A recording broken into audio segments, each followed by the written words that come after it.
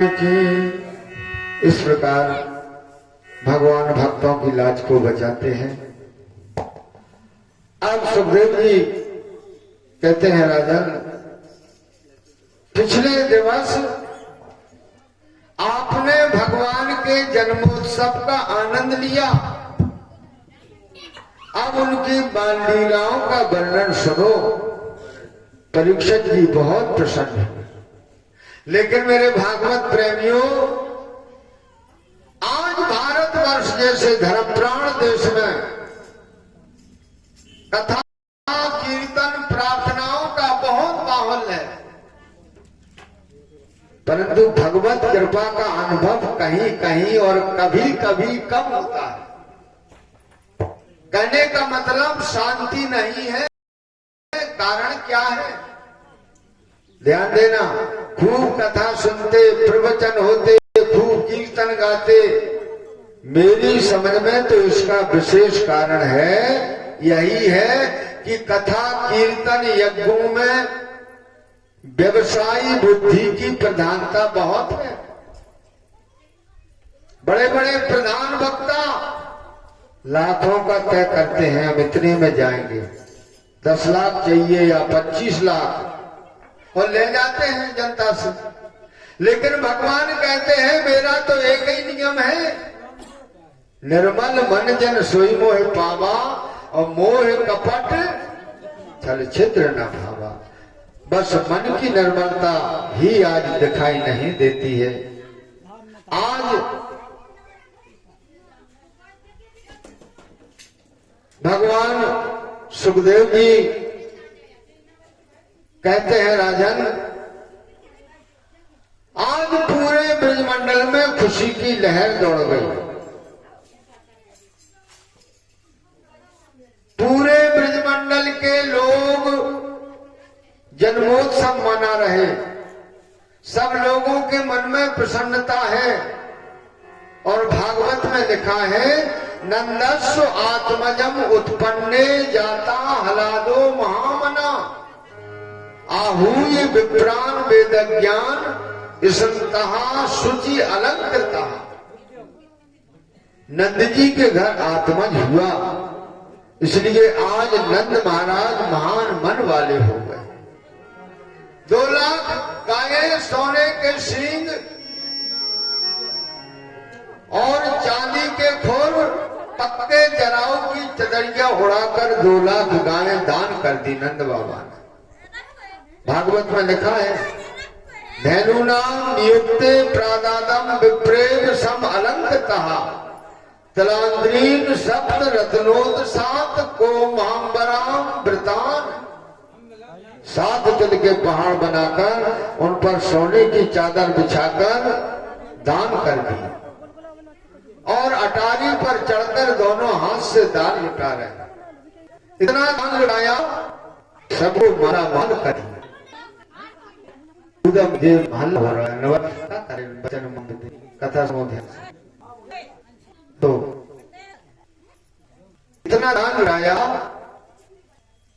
सब माल माल कर दिया। जब बधाई छाई तुम लोगों ने आनंद मेहर के नजर सुताई की, लाला को जन्म सुन देवन आनंद आयो, दुंदवी बाजे पुष्प बरसा रसाली।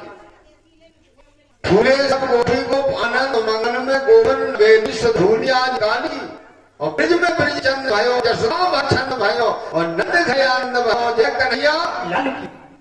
भादो कृष्ण अश्विनी को कृष्ण को जन्म भयो, जन्म ही कंद को शंका भाई काल की। जातक नमोट से आके बधाई दे में, और नंद और यशोदा में हाथी घोड़ा, और जमुना का वार खुशी हो के नारे सब, और नंद के आनंद भयो, जय कन्हैया लाल की। रोज रोज हार चुके योगी जतिंद्र चाहे, पायो नहीं खोज जाओ श्रुत की विनोद में, निर्गुण निराकार अलग अनी है आज, और नित नित कह के बखानों का विद में। कृष्ण कवि व्यास सुख नारद महेश शेष, आपको कभी भोज लागे भाजे प्रेम मद में, सोई ब्रह्म नंदजू के घने अवतार लियो, जगया की गोद में सो जसदा की गोद में। ऐसे आनंद आ रहा हो, गोपियां आ रही, लाला को आशीर्वाद दे रही। यशोदा तेरा लाला हजारों वर्ष जिए और हजारों वर्ष मेरी रक्षा आसास प्रियम जाना जन्म बाहित बालिके हरिद्रा जूणादि तेराम सिंचन तव जन्म को। इस प्रकार गोपियां आशीर्वाद दे रही और ग्वाल बाल हल्दी मिलाकर एक दूसरे को पिंचम लगा रहे, बड़ा आनंद ले रहे। दही के होत भर दिए, हल्दी मिश्रण डाल दी और तेल भी डाल दिया। अब तुम्हारा परिवार से मगन हो रहे। सफेद कपड़ा वाला आए, हाथ गोड़े पकड़ के होद में पटक दे और डाल दे में जब सफेद निकले तो पियो है निकले, ऐसा आनंद है। तथा आराध्या नंद सृजा सर्व समर्पण हरे निवास सहा साक्षात लक्ष्मी जी आकर के नद के भंडार में बैठ जाते हैं। लुटाओ लुटाओ जितना लुटा सको, नंद बाबा जितना लुटाते हैं उसका 1000 गुना भर जाता है। बोलो लक्ष्मी मैया की इतना उत्साह हुआ। लेकिन प्यारे भक्तों, इतने उत्साह होने पर माता रोहिणी नहीं आई। क्यों? उनके पति जिल में है और हमारी भारतीय पद्धति का नियम है, यदि पति के जीवन पर कोई संकट आ जाए तो पत्नी को सज धज के किसी महोत्सव में नहीं जाना चाहिए। ये भारतीय पद्धति का नियम होता है। रोहिणी का महाभागा नंद गोपाल नंदना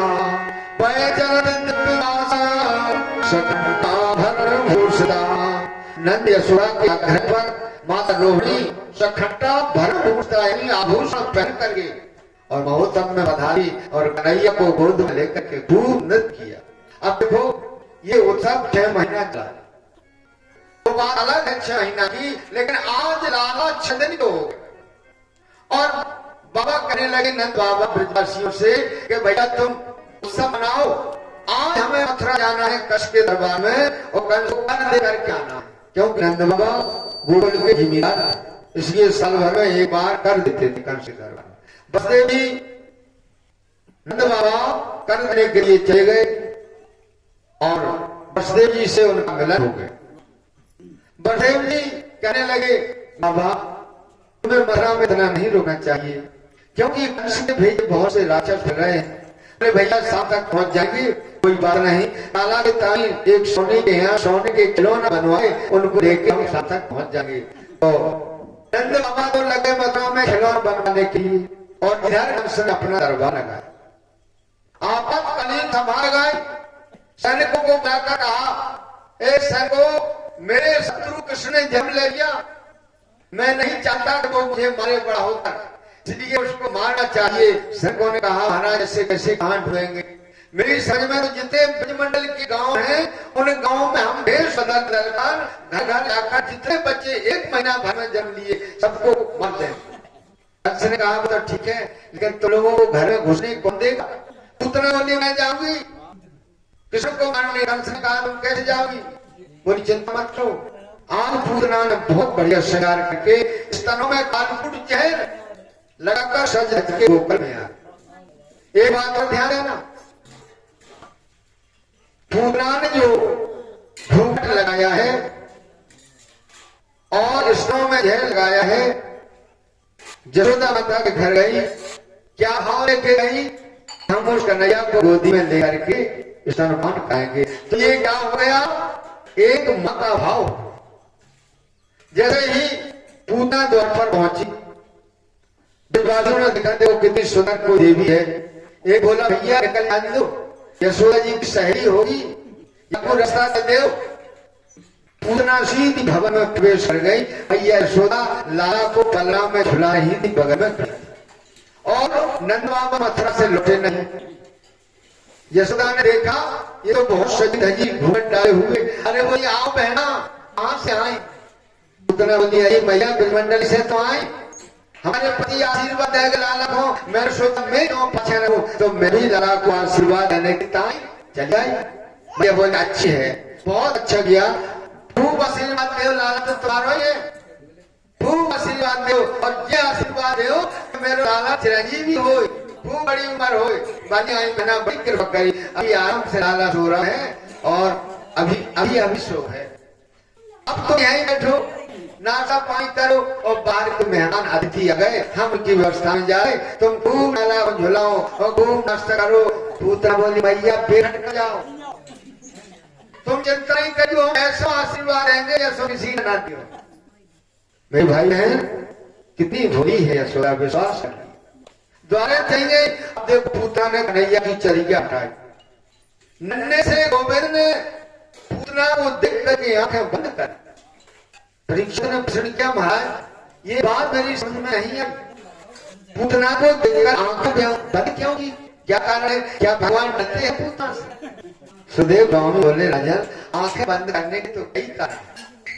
ध्यान देना, शायद कन्हैया ने आंखें बंद इसलिए की हो, कन्हैया ने सोचा होगा 24 अवतारों में मेरे दो ही अवतार श्रेष्ठ हैं, रामावतार और कृष्णावतार, और दो ही अवतारों में सबसे पहले राक्षसी को मारना पड़ रहा। रामावतार में सबसे पहले किसको मारा? ताड़का को। और कृष्णावतार में सबसे पहले को आ गई पूतना मोही। इस गिरानी से हो सकता है कन्हैया ने आंखें बंद कर ली, लेकिन एक शब्द तो इसका भाव अलग कर ले। कहते हैं भगवान की दोनों आंखों में चंद्र सूर्य का वास है। चंद्रमा दाहिनी आंख में और बाईं आंख में सूर्य का वास, और दोनों सूर्य चंद्र ने सोया होगा। इस उल्टा नारी को देखो, दुनिया तो भगवान से प्रेम करती है और ये पापी भगवान को मरने के लिए गई, इसलिए पापी का हम नहीं देखना चाहते हैं, इसलिए चंद्र सूर्य दोनों ने अपनी आंखें बंद कर। तीसरा भाव ये भी हो सकता है, नहीं सोचा होगा हम कृष्ण के आए, इसके लिए माखन मिश्री खाने के, और माखन मिश्री हमारे मुख में आई गई, पूतना मौसी जहर देने चले आंखें बंद करके भोले बाबा का ध्यान करते हैं। भगवान भोले बाबा आपको जहर पीने का प्यास है, क्योंकि समुद्र मथन में जितना जहर निकला सब भोले बाबा ठीक है, इसलिए आप आ जाओ जल्दी, मेरे दिल में बैठ जाओ, इसका दूध हम जीते गए और जहर आप जीते। इसलिए राजन आंख बंद करके शंकर जी का ध्यान किया, लेकिन एक शब्द का भाव तो चालक है। सोचा होगा मानो ये मुझे मारने आई है, ठीक है, लेकिन काम तो जो वही करेगी जो मारा करती है। बच्चों को दूध पिलाने का काम किसका होता है? माँ का। इसलिए कन्हैया ने सोचा होगा मैं इसको वही मुक्ति दूंगा जो बाद में माता यशोदा को लेगी। इसलिए आंख बंद करके गोविंद ने गोलोक में देखा होगा कोई सीट खाली हो है कि नहीं, अरे खाली हो तो उसको हाल गोलोक में भेज दे, नैया तो फिर कैसे भेजे, इसलिए आंख बंद कर ली। बोलिए राघवेंद्र सरकार की, बोलिए नैया नार की, हमारे रावण जी का मन है। लेकिन राजन एक बहुत सुंदर भाव, भगवान ने सोचा होगा मुझे मारने आई, ठीक है, लेकिन मुझे मारने के पहले मेरे मारने के लोग थे, इसने 1000 बच्चों को मार दिया, संसार न देना थी, उन समस्त जीवों को मोक्ष देना है, मुक्ति प्रदान करनी है। इसलिए गोविंद ने आंखें बंद करके उन आत्माओं की याद करी होगी, स्मरण किया होगा, इसलिए प्रभु ने आंख बंद कर ली।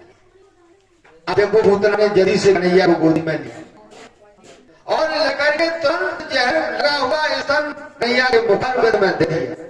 सोचा एक घुट में मर जाएगा, मर करके आकाश में उड़ जाएगी, मुझे कोई नहीं पकड़ सकता। जैसे ही भगवान ने दूध पिया और पीने पीने क्या किया, प्राणान समारोह शांतों पे बाती, यानी उसके प्राणों को खींचने लगे, प्राणों को खींचने लगे और पूतना घुड़ानी। हाँ ये वाला कैसा, अरे मैं तो घुटने लगी, अरे मेरा तो जी घबराने लगा, अब तो जोर से पकड़ के छुड़ाने, विकराल रूप होकर चिल्लाने लगी, अरे बेटा दौड़, अरे मना दौड़, दौड़, जोर से चिल्लाई। 7 दिन का कन्हैया भूल गया, अरे मौसी जी हम तो पकड़ो यहाँ छोड़ो तो आगे ही ना, अरे मैं जिसको पकड़ता हूँ उसको ठिकाने लगा के ही छोड़ रहा हूँ। और एकदम आकाश में पहुंची, भगवान ने उसका गला दबा दिया, उसके प्राण निकल गए और धड़ाम से भागवत में वर्णन आता है कि पूतना का शरीर इतना लंबा होकर गिरा, 18 किलोमीटर के बाद बगीचे पेड़ पौधे चकनाचूर हो गए, सब परिवार पे आसरी की चक्कर हो गए। हे भगवान, ये राक्षसी को इतना साथ शरीर, 18 किलोमीटर माने 6 कोस, एक सती जी तो वहीं खड़े थे, बोले लाला अरे ब्रजवासी तुम ना जानो, पूतना को शरीर गिरो तो खाली 6 कोस में ही नहीं गिरो, बोले फिर कैसे गिरो, बोले ब्रजवासी पूतना जब गिरी तो पाँव गिरे पैगाम में जाके, पैगाम में ब्रजमंडल का बहुत बड़ा रसवा, पाँव गए पैगाम में जाके और उसके मूड ग्राम मसान में जाके दोनों हाथ के हाथ रस में जाके, नाक गिरी नागपुर में जाके, बाकी कान गिरे कानपुर में जाके। अब समझ लो अगर हिसाब से मानो तो 500 किलोमीटर को कंधरा में तूता लंबाई और 18 किलोमीटर यानी 6 कोस का प्रमाण तो भागवत में है, इतना तो पता है। अब ब्रज की माता यशोदा को लेकर दौड़ी, देख करके घबरा गई, हे भगवान तो इतनी बड़ी राक्षसी कहां से आ गई। तो कन्हैया आके पेट पर खेल, यशोदा ने लाला को गोद में उठाई, हृदय से लगाकर घर ले आई, गोमूत्र से स्नान कराया, पूर्णमासी जो ग्रोथानी थी झाड़ा लगाया। भैया यशोदा ने लाला की नौन से नजर ब्रजवासी पुतना के शरीर को घसी करके यमुना किनारे ले गए। वहीं पर नंद बाबा माथा से पुतना के शरीर को ब्रजवासी ने घसीटे, वृत्ति रवे जैसे ही घसीटे, थोड़े बहुत जो बचे हुए पाप वो भी पुतना के नष्ट हो गए। सुखदेव स्वामी कहते हैं, राजन जिस मुक्ति के लिए हजारों वर्ष जीवन पर्यंत भजन करना पड़ता है, वही मुक्ति श्री धाम वृंदावन में हाथ जोड़कर गोपाल से प्रार्थना करती है। बोल मुक्ति कहे गोपाल से मेरी मुक्ति बताओ, ब्रज जोड़ मस्तक लगे मुक्ति मुक्त होना। ब्रज की रजी बहुत बड़ी है। ब्रजवासियों ने पुतना के शरीर को चिता में जलाया, ऐसी सुंदर सुगंध निकली जन्नत जैसी पूरे ब्रजमंडल में समा। महाराज परीक्षा ने तो हाथ जोड़ लिया, बोले महाराज पूतना के शरीर से सुगंध क्यों निकली? अरे उसके शरीर से तो दुर्गंध आनी थी, क्यों? वो इतनी बड़ी अपनी थी, फिर ऐसा क्यों हुआ? सुखदेव स्वामी ने बहुत सुंदर बात की, राजन जा सुना में सुमिरते एक बारा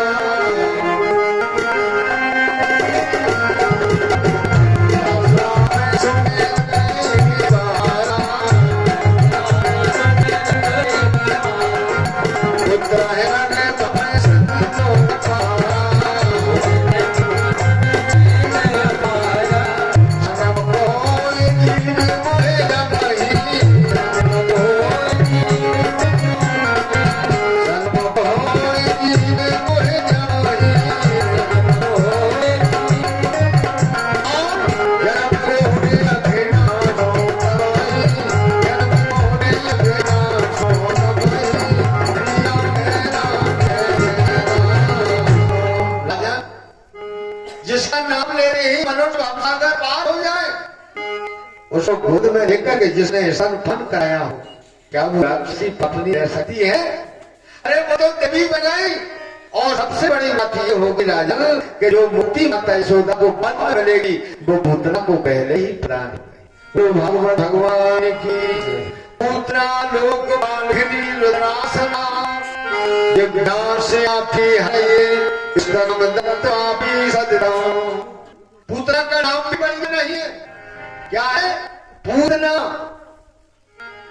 उसका गांव भी बढ़िया नहीं है, उसका भोजन भी बढ़िया नहीं है। भोजन कौन है? रुद्रासना, यानी बच्चों का इतनी खतरनाक थी, फिर भी भगवान को दूध पिलाने से उसकी मुक्ति को प्राप्त हो।